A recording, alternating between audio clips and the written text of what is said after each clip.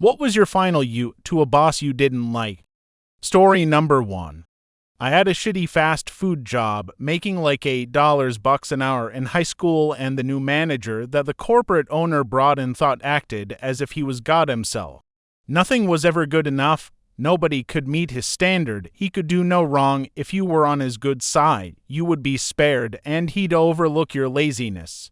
Dude was a low-key perv, letting the young high school girls come in late and leave early in exchange for hugs, and would always give them breaks. My final straw was when he literally stormed at me and called me into his office one day. Why were you just standing around instead of working? I was waiting for the fries to finish, and it had maybe 30 seconds left on the timer. You use that time to restock 30 seconds, like let me just pull a Superman and restock the whole kitchen in 30 seconds. I told him I was going to college in the fall and couldn't work between the hours of 10 a.m. to 2 p.m. I must have told him like 3 or 4 times. The next week's schedule came out Monday through Friday 9 to 5. I was like, I specially told you I'd be unavailable during those hours. He gorilla ripped the schedule off the wall and reposted the new one. I went from having a full schedule to 6 to 10 a.m. on Sunday. When the day finally came, I never showed up. I got a call from him at 4 p.m. acting almighty. Fuck that guy. I told him I quit, and he was like, you cannot use me a reference. Story number 2. My boss and I never saw eye to eye, but we were both professionals and respectful to each other.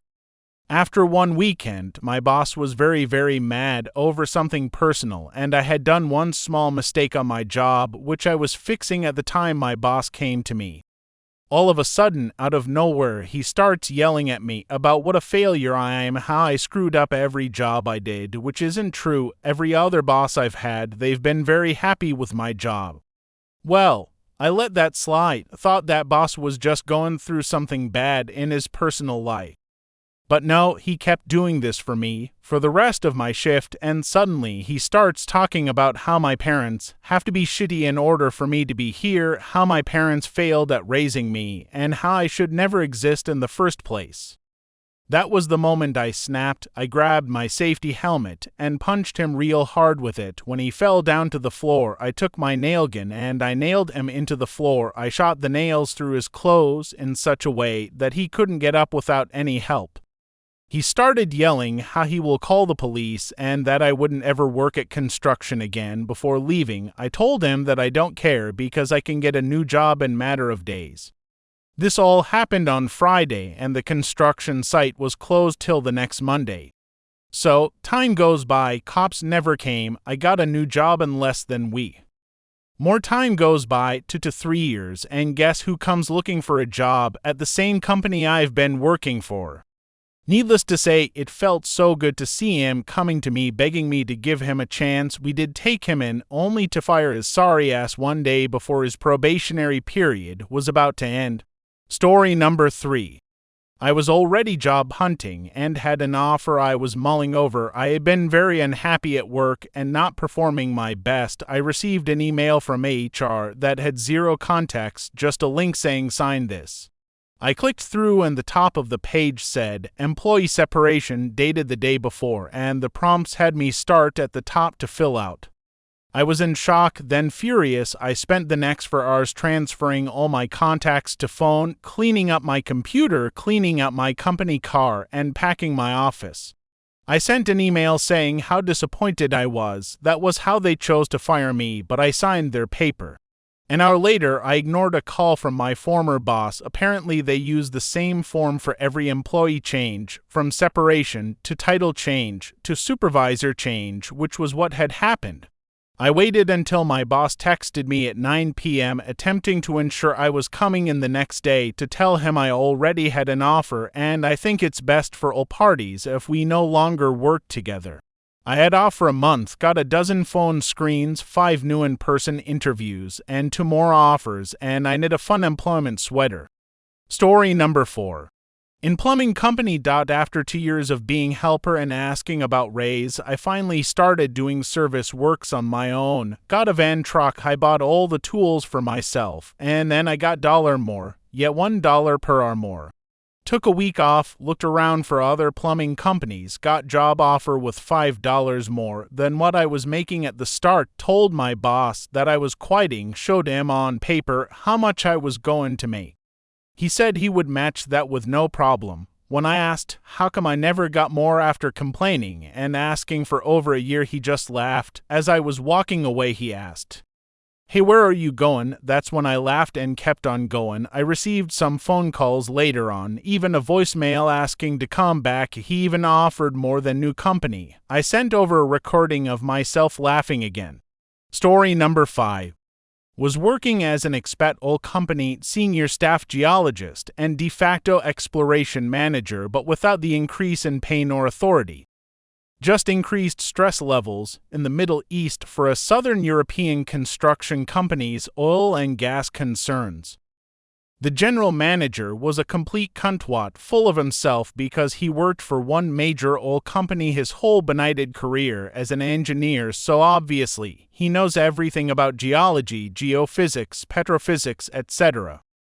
He didn't and doesn't is management style. If one could grace his screaming and infantile fuming as a style, could be described variously as inept micromanagement or management by objection.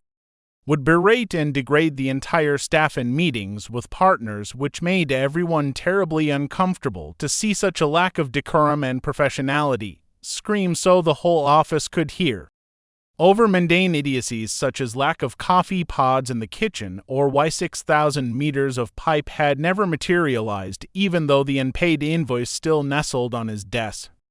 He got in my goodie locker one day after a well was drilled but yet to be tested or completed based on my prospect and recommendation, looked somewhat dismal on the logs.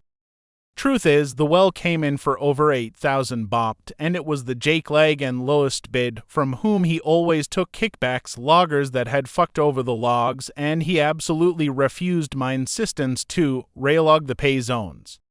I was called just about every nasty name in the oil patch handbook, right down to the part where he told me my alma mater were a bunch of fucking idiots for granting me my 3 petroleum geology degrees. After 26 years in the patch, I decided that no job was worth this and laid plans for a quick, early, and entirely unannounced departure.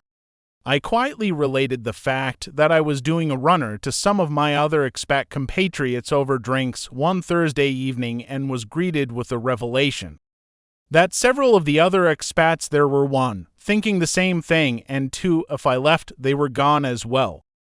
We carefully laid our plans. The company provided housing, paid a ridiculously low monthly fee, so we had to live in cheap-ass housing or sucked it up with our families and ponied up additional funds to live in decent villas.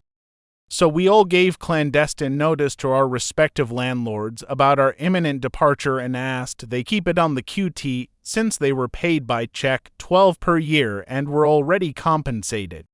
They were both delighted that they had already been paid once and that they could rent out our abodes after we left for essentially double rent. Cancellation of internet, water, and power were token, a quick email, print the automated response, and carry it with you if the border guards gave us any shit when we buggered off. Since we were all Western European, Canadian, or American, we decided to book a block of business class tickets, as was our contractual due to London. On the same British Airways flight, in fact, with families and all, we booked the entire business class section. We all had been in country for years and years, so arranging packing and shipping or storage of our belongings was a snap. We were all members of the move every 18 months to follow the money crowd. So this was the easiest part of our master plan. No one leaked a word of all this, but some of the locals in the company somehow sensed the change in the decorum of the company's daily activities. When one really doesn't give a shit, the stress levels magically evaporate down to near zero, and wondered aloud what was going on. We confided in a few of them. These were not just colleagues, but personal friends in many cases, with the proviso that they would tell no one, under the pain of bacon sandwiches. They were all Muslims, and they thought the threat hilarious. Like I said, many were and are still close, personal friends.